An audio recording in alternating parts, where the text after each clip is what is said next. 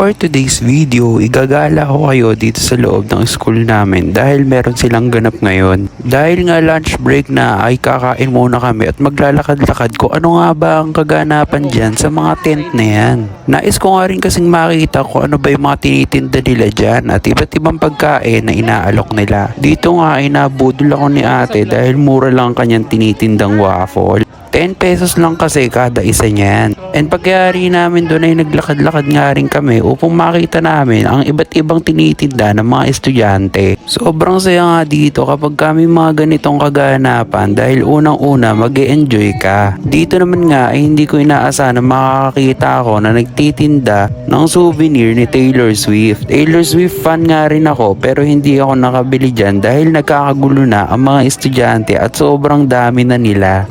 Dito naman nga ay hindi ko maintindihan kung ano yung ginagawa nila na yan at nakatakip pa ng mata si ate dyan habang naglalakad.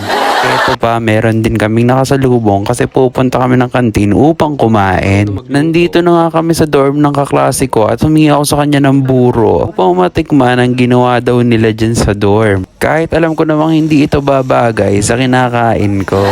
Pagkayari nga nun ay naglakad na kami upang bumalik ng building namin. At pagdating nga namin dyan ay nakita ko tong magandang tanawin talaga na to at sobrang mamimiss ko to pag graduate na kami. Masarap din talagang tumambay dyan sa oval lalo na kung malamig. Yun lang, bye!